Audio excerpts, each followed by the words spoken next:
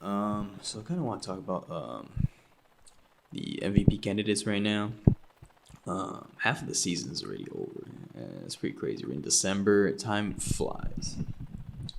So right now, the top five MVP candidates is Giannis, Luka Doncic, LeBron James, James Harden, and I believe Pascal Siakam. Now, who do I think is gonna win the MVP? He could be a freak on the court and on the shit. You know what I'm saying? You're embarrassing yourself. Woo! I think the heavy favorite has to be Giannis.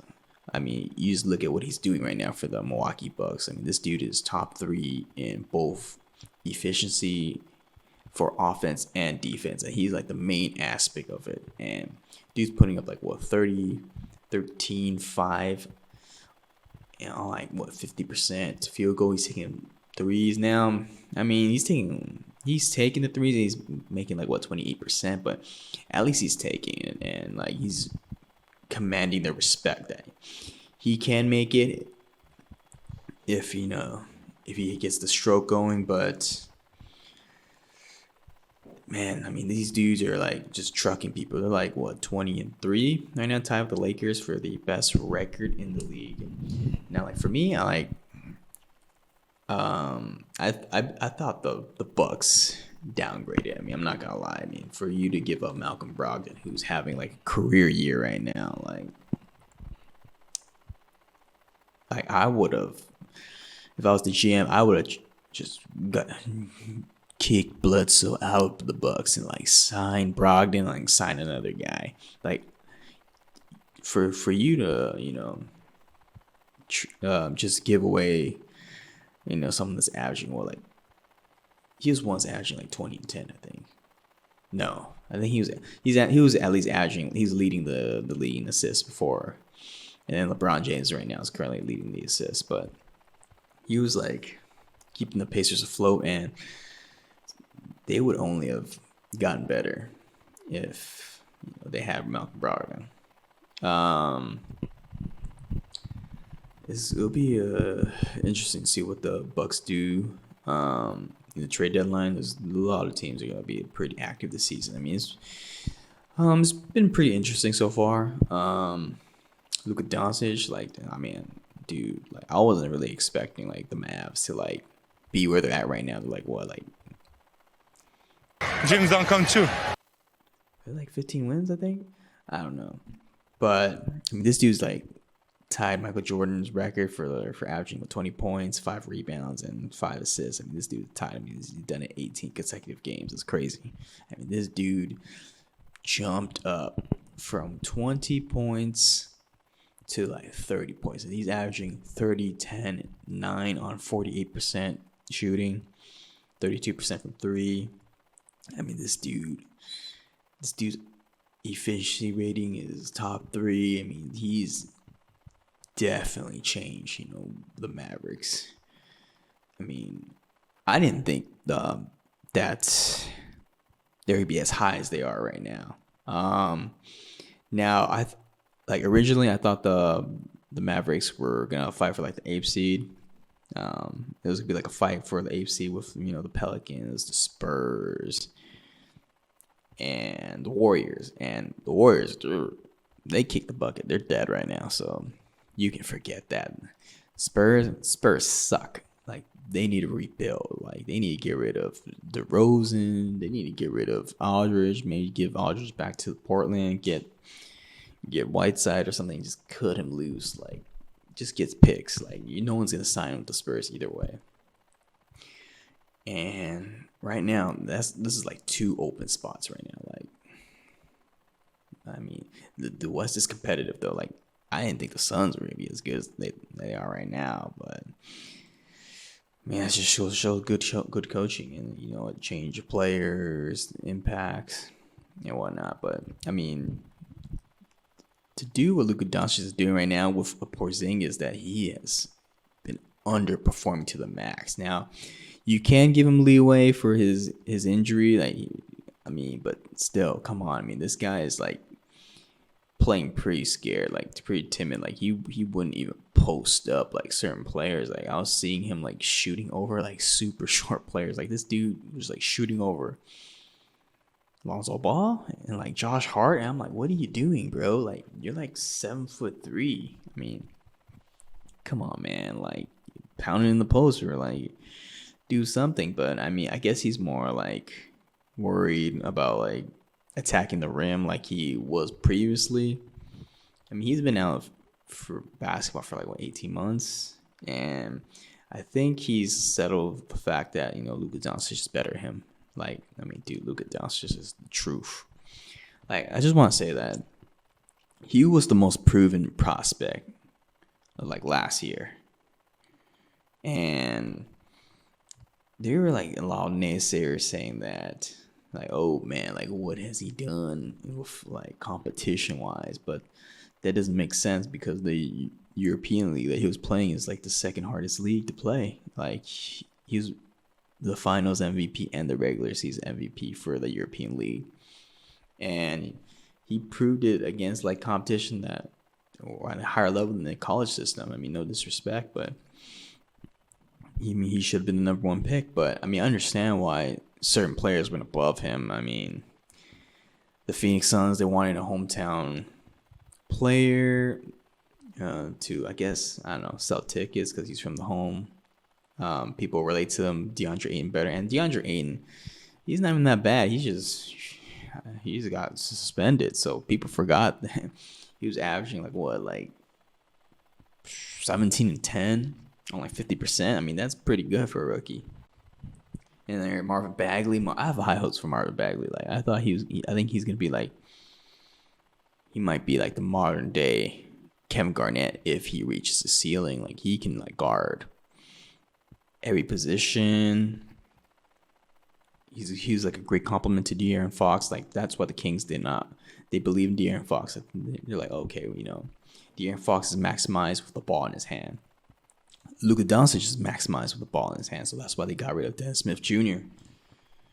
And I mean, it goes to show like this dude like knows how to play basketball to the highest level. This IQ of his is like insane. Like people are comparing him to Larry Bird. I don't agree with that comparison. I feel like he's more of a James Harden kind of player where he holds the ball like most of the time, dribble, step back, three, step back. I mean, they play pretty similar. In my opinion, he's like the next lineage. So it goes from like Manu Ginobili. Next lineage is James Harden, who adapts his play to like the modern era, and then like Luka Doncic right now. I mean, Luka Doncic, in my opinion, he might be a top 10 player right now. Like this dude is killing it. Like going to the season right now, I was like, man, like top 15, like yeah, top 10. I mean, man, he might have like a couple ways to go, and like, dude, he's blowing out all the expectations right now. I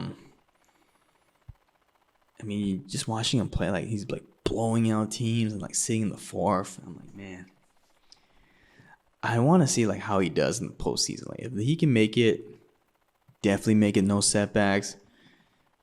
If he can make it, like I want to see like what happens. Like how will he react to like the more physical aspect of the NBA? Because the NBA is like, I believe there's like a notion where the NBA is more physical than the European League. I don't follow the European League too much, but I would say that the NBA is way more physical when it comes to postseason.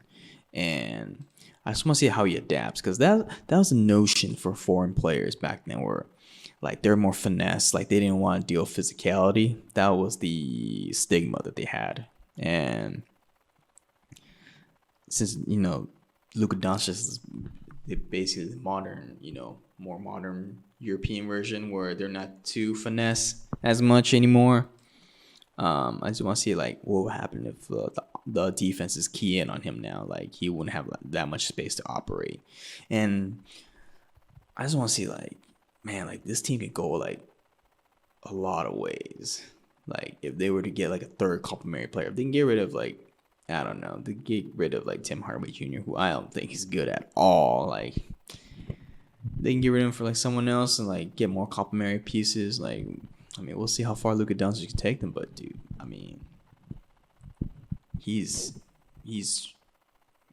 picked it up and like expand his game. Like, dude, I don't know if he can win not rookie of the year, but most improved player. I mean, it'd be crazy if he could, because he went from 20 to 30 points. Like, we'll see if he can sustain it, but this guy's killing it right now. Third candidate, LeBron James. Obviously, LeBron James will be MVP candidate every season. Like, he's freaking LeBron James. LeBron James, LeBron James, LeBron James, LeBron James, LeBron James. He's averaging 25 points, 7 rebounds, 10 assists. He's leading the league in 10 assists right now. 49% field goal and 34% 3-point shooting. So he's having a higher percentage shooting, field goal wise, and then Luka Doncic. But Luka Doncic just has like a far inferior team compared to the Lakers. LeBron James, he's actually trying on defense this year, just a little bit. There are some aspects where he doesn't help at all. He'll get free dunks or free layups. I'm like, I guess whatever. But the Lakers are rolling. They're trucking people right now. But we'll see what happens. For me, I feel like there's a narrative where sports media outlets have always been trying to push for this LeBron James MVP right now. They're doing right now. Is LeBron James playing an MVP caliber season right now? Yeah, he is right now. He's leading the team to the best record right now. But he also has Anthony Davis, who's playing a defensive player of the year. So just compared to his team to the other team, the Bucks, I'm not really I just think their quality of the team decreased to this year. That's how much respect I have for Malcolm Brogdon. Luka Doncic, the Mavs, the Mavs were basically a non-playoff team, and now they're going to be a playoff team, and they're not really contenders. LeBron James is on a contending team right now. But I give him a lot of respect to LeBron James. This dude is killing it right now. Age 34, just shows basketball IQ, his passing. He's playing more he's just giving more of the reins, I guess, a little bit to Anthony Davis, because obviously he knows Anthony Davis is so talented. Dude is crazy unguardable. But will he win MVP? Well, nah, I don't think he's winning MVP. I feel like Giannis is the front runner, and he will continue to be the front runner. And plus, they're playing a kind of a lighter schedule so far. But you play who's in front of you, so we'll see what happens with LeBron James and the Lakers. James Harden.